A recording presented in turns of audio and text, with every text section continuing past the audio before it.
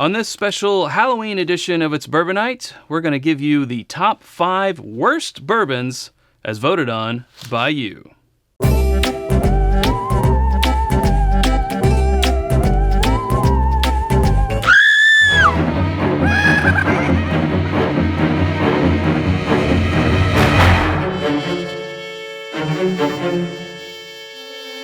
It's Bourbonnight. Hello, I'm Chad. And wait a second. Bad Janet. What up, nerds? Hello, I'm Chad, aka Post-it Malone. For our older viewers, he's a musician. Here's a side-by-side. So's your mom.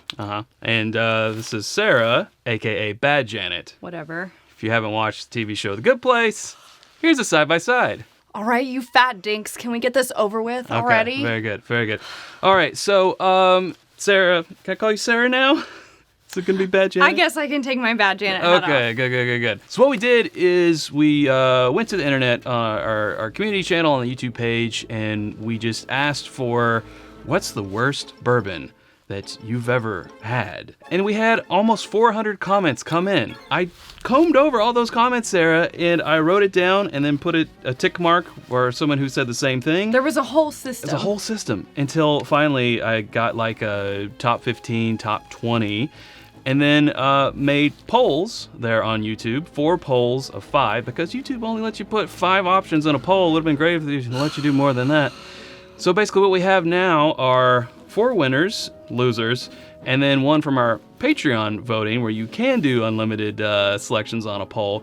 That'll be our 5th. That's a lot of explaining, Chad. Yeah, it's a lot of explaining. Sorry about all that. So these are gonna be in no particular order, and again, remember, these are by you. So if you love the thing we're talking about, you did it. Yeah, don't blame us. Get over it. Don't shoot the messengers.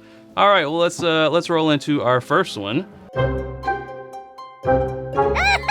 Kirkland 7-year Tennessee straight bourbon whiskey, premium small batch, Sarah. This is $30 for a liter at Costco. We've never had this until tonight. I've smelled worse things. Yeah, I know. I mean, your mom's butt. There she is. She's always on. 7-year Tennessee. It's Dickel, right? It's gotta be. It's Dickel. So in the poll on YouTube, this got 33% of the vote, the highest of that particular poll. So let's just go in. I mean, I don't love it, but it's not super offensive to me. Right. It has the Dickel nuttiness, but it doesn't have the Flintstone vitamins that like the Bottled and Bond 13-year did. So I know a lot of people out there don't like this, but definitely had worse. Maybe that's how we should rate these. Have we had worse? Yep. GV on YouTube said Kirkland Bourbon sucked. And then Chris chimed in with, I can agree with the Kirkland Bourbon, not a great bourbon. That wasn't the most passionate of all the responses, I don't think. Actually, not a whole lot of comments about Kirkland, but man, it got the votes. Got the votes, Got the votes.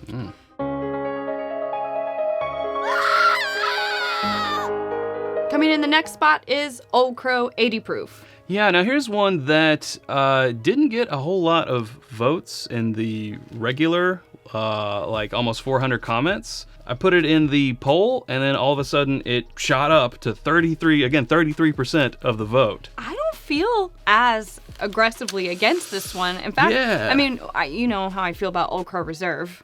Oh, yeah. Right. Well, they don't make that anymore. Several Halloweens ago. And it's 86 proof. Sure, but I mean, when we had this one originally, I didn't feel that bad about it. Yeah, this one was in our 50 under 25, our 64 under 30, and, you know, it didn't win any of the brackets, but I wouldn't have called it one of the worst either.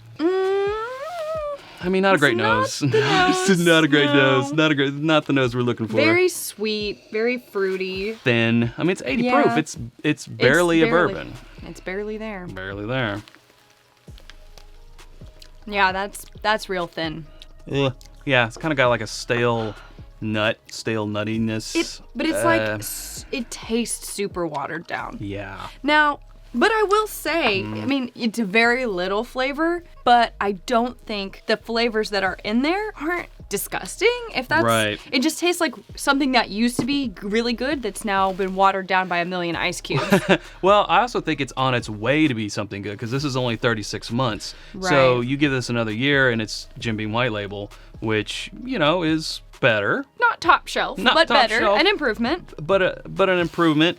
But okay, so we should do the rating, right? Is Yeah. this have we had worse than this? Oh, yeah. Yep. It doesn't burn. It doesn't make me want to throw up or spit it out. Like, am I going to ever pick this up again? No. Is it the worst thing I've ever had? No. It's just lackluster. It's just very and blah. it's more that it's lacking taste. Hunter commented, Old Crow, rubbing alcohol they swished around in an oak barrel for maybe a week. And Matthew says, Old Crow, the absolute worst bourbon I've had. Those are some passionate comments. Those are more passionate. But I see where Hunter was coming from with the maybe they swished it around for a week because of the lack of flavor.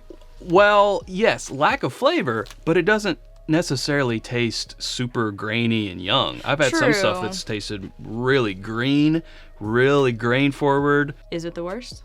No, not in our opinion. But this episode's about what you guys hate. Right. Before we move on, we want to take a little break, get some of this out of our mouths, you know what I'm saying? And tell you about our home on the internet. It is whiskyambitions.com. It's where you can get t-shirts that none of us are wearing because we're in Halloween costumes. But the Glencairns that we're drinking from, they won't come with this bourbon in it, I promise. Our rocks glasses, challenge coins coming soon, sweatshirts, t-shirts, hoodies, all that jazz at whiskyambitions.com. You can become a patron at patreon.com/itsbourbonnight. In fact, that's where some of the answers for tonight's episode came from. As little as $1 a month, you can contribute to polls like that. You get after the episode exclusives, Yeah. patron-only podcasts, and more. Okay, on with the list. Next up, we had Cleveland Bourbon, which got 34% of its bracket's vote. Woo! Yeah, but it's not available within a 100-mile radius of us, so Yeah, we can't say really we- can't weigh in on that one. Haven't had it. But you guys seem to feel pretty strongly about that one. Please don't send us any samples. No, we're good. But coming in at 33%, 1 point less than Cleveland. Benchmark. Our old friend Benchmark, old number 8. You all really hate 80 proof 3-year-old bourbons, don't These you? guys really hate cans. These guys hate cans. So we moved from Jim Beam over to Buffalo Trace, but this is another 80 proof 3-year-old bourbon. Yeah, I'm sensing a theme here, Chad. Maybe that just means that a lot of people haven't branched out into some of these funkier, even less than 3-year Yeah. ones. We also asked people not Experiments. to give us really small craft distilleries. I think Cleveland, I would consider that one of those, but man, it got a lot of votes. It's a little more regional, maybe. I don't know. Yeah, but it got a lot of votes. I don't know which one has less taste, the Old Crow or this one. I was just about to say, I think this one has a little more flavor than the Old Crow, Perhaps. but there's also kind of a weirdness on the finish, or it's just like angry at me for some reason. I'm not sure. Now, truth be told, a couple years ago, this was our punishment bourbon. It was our That punishment sounds bourbon. naughty. I am Bad Janet. Hello, Bad Janet. We would play games of ping pong, and whoever lost the ping pong game, us and Usually some friends, had to take a shot of Benchmark. Now, since then, we have found Something we like less. much worse things, I would say. In fact, it's more like it's boring and nothing's there than it's Yeah. like, ugh, Then it's like, get this out of my face. I'm gonna vomit. I gotta give Benchmark the label some props because I think that they know that this isn't great, and that's why they came out with this new line Sure. of Yeah. products that are, they have their full proof and their top shelf. top shelf. Or, top rack. top rack or Top whatever rack, it's called. Top of the warehouse to you. I don't remember what it's called. The bonded and the single barrel and all the other ones. Yeah, all the foliage and shit. Foliage and shit. So yes, of all the new benchmarks, this is without a doubt the worst one. It's just 80 proofs, 36 month, Yeah. boring, bland. Meh. Move on. It's Yeah. thank you next. It's Thank- Adriana. Help me out, Sarah. Adriana Grande? Is it Adriana? Now you've got me questioning it. And Adriana, but that on Grande girl. Thank you next. Next up on the list, I'm sensing a theme. It's another 80 proofer, but it's not a 36-month-old. I mean, it's non-age stated, but it's at least over 36 months old. It's 4 years or older. We know that. Used to have an age statement. It's Basil Hayden. I was just giving too much info. Spit it out already, you dumb dork. She's gonna get used to this. I should say, in this poll, this listing of 5 there on YouTube, this didn't get the most votes. Actually, Jack Daniels, number 7, old number 7. But why isn't it in here, Chad? Well, because you guys are idiots. It's not a bourbon. I'm just kidding. We don't know what we'll make this video about is Jack Daniels a bourbon or not, because there's ways, it meets all the legal requirements to be a bourbon, but it's basically you can political parties, but in whiskey. You can make an argument either way. What we say is Jack Daniels doesn't have bourbon on its label. They don't want to be a bourbon, so let's not count it a bourbon. But I put it on there because a lot of people suggested it. 31% of the vote. That's Down crazy. from that, next highest, 24%, was Basil Hayden. Y'all, I gotta say, I do not agree with you on this one. My opinion is that people got bad taste confused with value per taste. Or like disappointing for what they spent on it. They spent on it. This is $30 or more, depending on where you get it. And yeah, at the end of the day, it's still just an 80 proofer, not made for you and me. No. And probably not you either. There's some Basil Hayden fans out there, but a lot of people... I mean, I think it serves its purpose, and we recognize this as we call it a gateway bourbon.